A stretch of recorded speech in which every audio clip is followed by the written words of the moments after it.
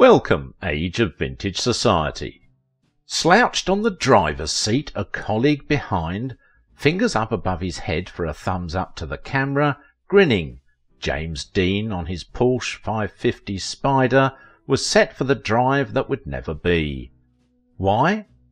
A few minutes later the world got shocked by the unfortunate news of the tragic car crash involving one of the finest and highly rated American rebel persona actors.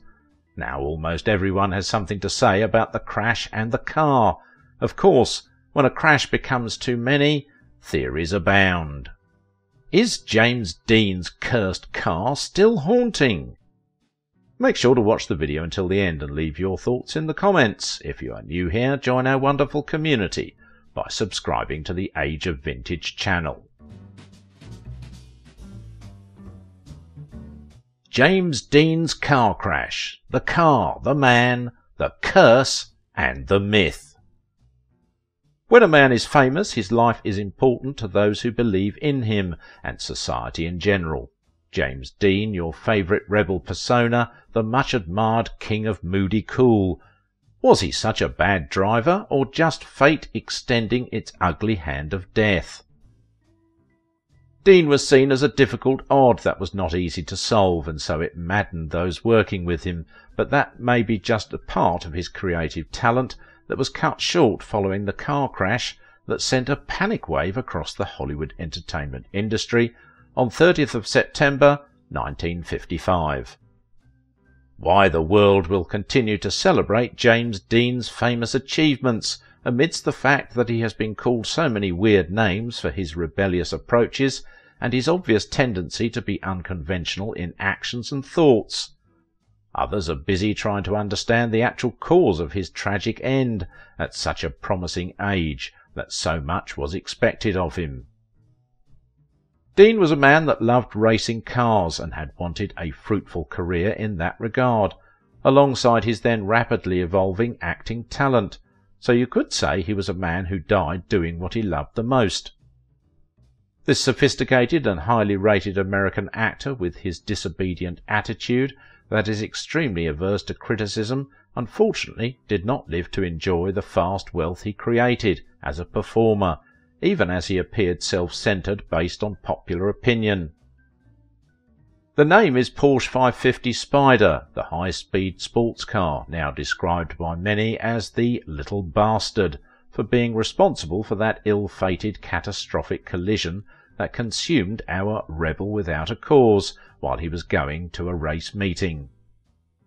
James Dean gave up the ghost instantly, but the little bastard did not, because the car has continued causing more disaster without any remorse, making many start consulting the supernatural and accusing it of being a curse, not just to Dean but to everyone that comes in contact with it. While the spiritualists are thinking of the concept of the car being destined for destruction, the realists are considering both poor driving habits and a bad design. Recall that Dean was in love with fast cars, and Porsche's 550 Spider is just one of such. Was it just a bad accident that would end the life of a genius? Reports coming in after the incident says otherwise. It was said that the wrecked car had to roll off the van that brought it to a workshop, injuring an employee and causing different categories of hardship to those who decided to use its parts in their vehicle, making the ugly tales too many to be left unnoticed. The car is what Dean bought after the Giants movie production in preparation for his eventual return to SCCA Motorsports. He wanted to make an introductory race journey to Salinas, California for the car's introductory race, but before then Dean would test ride it for familiarity, only to get it crashing the way it did. Was it a cursed car? Could the accident have been avoided if someone was a little more careful in pushing the gas pedal? Has the car fulfilled her mission, or that it was still waiting for more victims? Where is the car at the moment, so highly conscious people like us will avoid it because no one wants to be a victim of such a worldly uncertainty? James Byron Dean, the only child of Mildred Marie and Winton Dean, was born on the 8th of February 1931 somewhere in Marion, Indiana. Mildred is a Native American, while Winton Dean is part of the Mayflower settlers. Dean began knowledge acquisition at Brentwood Public School and subsequently completed his basic education at McKinley Elementary School. Dean's mother and child's relationship became so strong that it was difficult for him to trust other people when he could not find her. His father did not help him either. He could not handle his deeds and had decided to transfer him to Hortense and Marcus Winslow. Dean's aunt and uncle played a part also in making his rebel life happen the way it did. Back then he expected to be part of their farm in Fairmont, Indiana, but it rather turned his childhood into serious and unbearable for a child of his kind. The shattered childhood may have led Dean to seek a companion somewhere else, hence finding himself with a minister when it appears evident his fosters would not understand him. Reverend James de Weird, a resident Methodist minister who turns an influential character in his life, was also believed to have either abused him or had a bosom relationship with him. It is also said that his bullfighting, car racing and drama interests were cultivated while he was with de Weird. Concerning his early teens, Dean was thought to be dazzling academically and very popular among schoolmates.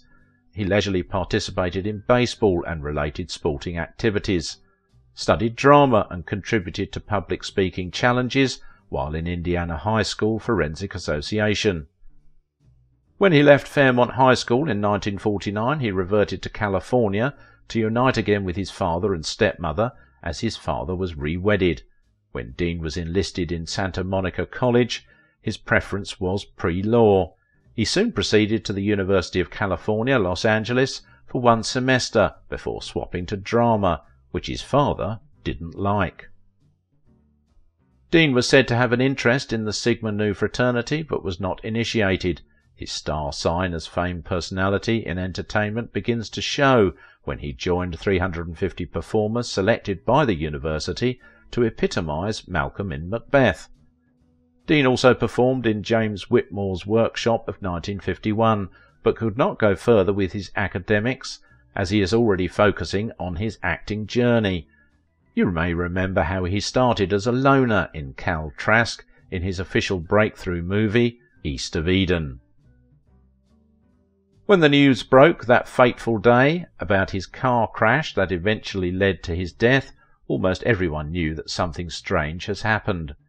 Dean would be honoured as the first actor to get a posthumous Academy Award nomination for Best Actor for his outing in the film East of Eden, and similarly elected as a nominee for his role in Giant for the subsequent year, confirming his legacy as an excellent achiever and as the only actor to attract 2 nominations retrospectively for acting.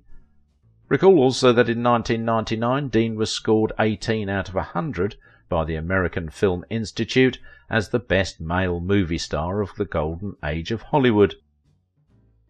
Dean's death may have been forgotten, but the car that caused his death is still getting attention, as it is said to have continued a crash spree with anyone that has something to do with it. First, the little bastard, as it has been branded, began her upset almost from the moment Dean bought it. It was said that shortly before the deadly crash, Dean saw British actor Alec Guinness in Los Angeles. As the duo met, Guinness had a worrying feeling about the Porsche, which made him write in his journal, "The sports car looked sinister to me." He equally advised Dean to be careful with it to avoid stories that touch. Dean was said to have responded with a wide grin and continued the Salinas sports preparation with the car and his Porsche mechanic Rolf Wutherich. When stuntman Bill Hickman was contracted to help tow the car to the races, he advised that it would be wise for Dean to master the Spider by running the engine in, so Dean had to drive it along. That was why that ill-fated Friday Wutherich was next to Dean in the car, while Hickman tailed with his truck and clip. When the police stopped the convoy and issued double-speeding tickets somewhere around Bakersfield, Dean did not bother to reduce his speed, possibly because the little bastard had a mission to accomplish.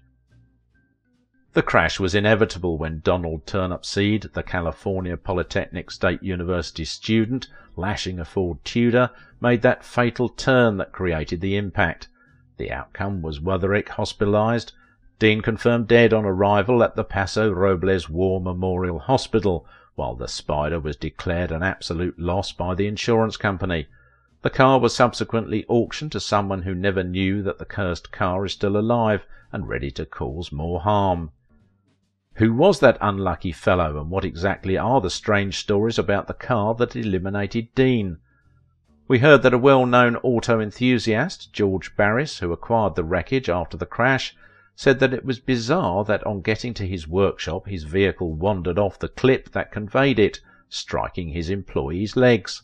The auto pundit also explained how he had a burglar try stealing the steering wheel to no avail, as the thief fell and crushed his arm.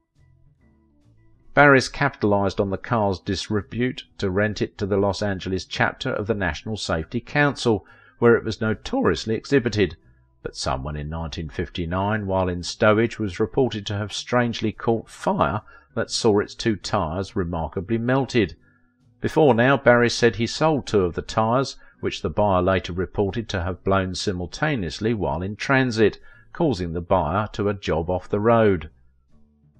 Again, the car was reported to have fallen while on display show in Sacramento, injuring a bystander. Was it also responsible for the death of George Barkas? Yes, Barkas transported the Spider to a road safety expo before it fell on him, leading to his death. Then Dr. William Eschrich purchased parts of the Porsche's engine from a recovery yard in Burbank so he could use it on his car, and later fitted the engine into his Lotus 9 race car, before renting the transmission and suspension parts to another doctor and a car race enthusiast, Troy McHenry. Sooner, Eschrich crashed the Lotus at the 1956 Pomona sports car races but survived. McHenry also had a crash in his car after fitting the parts to his, but unfortunately he died in the crash because he jammed a tree and would not survive the hit. More so in the same race, causing the Curse of Little Bastard story to go viral. The remains of the Porsche were thereafter rumoured to have vanished from a wrapped boxcar in 1960 while on the way to Los Angeles from Miami, although many thought that Barris, being a showman, invented that story as a way of charging the car's magic alive. Thereafter, a reward of $1 million was offered for information about the whereabout of a Porsche 550 Spider sometime in 2005, without any success. Unfortunately, Mr. Barris is now departed, making the possibility of locating the little bastard gloomy, more than 60 years and still counting. The only traceable part of the car that is still available and can be confirmed to be from Dean's Spider car is a transaxle that was seen in a wooden crate in the countryside of Massachusetts, which was bought at the rate of $382,000 during an auction. The hype behind James Dean's allegedly cursed Porsche 550 Spider will continue to gain momentum because a lot of circumstances that may or may not be coincidence continue to come up. Recall that James Dean only owned the car for a few days because he purchased it after his movie production ended and was free to pursue his leisure. Remember also that before this time his studio banned him from being part of the racing sport for months, so when he completed his movie assignment he decided to buy the little bastard in preparation to get back to racing, and entered the freeway en route to Salinas. There are many unconfirmed stories of that little bastard's post-accident life. Many of such stories may never be confirmed for an obvious reason. The incident has left analysts wondering what could have been responsible. Could it be that Dean was a reckless driver? What about those related crashes? Are they also reckless drivers or simply a coincidence? On the part of the Spider, is there something about the design? That is also unlikely. Recall that the car earned a reputation for being the fastest when it was first manufactured and winning races against bigger engined opponents. The Porsche 550s were very good looking, but too unpredictable. Was it built to break hearts? That question comes because when it crashes, as often reported, its aluminium frames would screw up like candy wrappings. It is said that just a few of the cars are still intact today, mainly in the hands of money-bag collectors and prominent celebrities who can afford to spend about $5 million for such a privilege. You couldn't pay me to get behind the wheel of one, a retired racer and auto enthusiast, Bob Devlin, was quoted as saying, referring to the Porsche 550 Spider car. Although James Dean made only 3 movies in his life, which he saw the release of one and the rest released retrospectively, his infamous link with his car and the tragic outcome of the crash is an indelible part of the history of Hollywood entertainment. Dean's special interest in auto racing is one of the things that defined his determination to excel attitude that most of his fans love him for. At some point he needed to create a career alongside his acting, but it was stopped by Warner Brothers or something related to the production of giant film. It made him pulse until after the production of the film to continue his hobby. James Dean's death on 30th of September 1955, when he clocked the age of 24 at Colem, California, is now history, but the incident that led to his death and the subsequent occurrences is now what is new. He embarked on a dangerous speed driving that exposed him to a head-on collision with oncoming commuter traffic. The effect was disastrous, both on his life and the unfortunate Porsche 550 Spider sports car, even though a lot of people still think that the car is still alive. Even the junction that is about 100 feet from the centre of the crash was retitled James Dean's Memorial Junction, in memory of his contribution. If you liked this video, don't forget to give it a thumbs up, subscribe if you are new here, and if you want to support my work, please visit my Patreon page. James Dean had a rebel persona. Steve McQueen also had his own image back then. How Steve McQueen, the king of cool, became an anti-hero superstar. Watch this video and find out.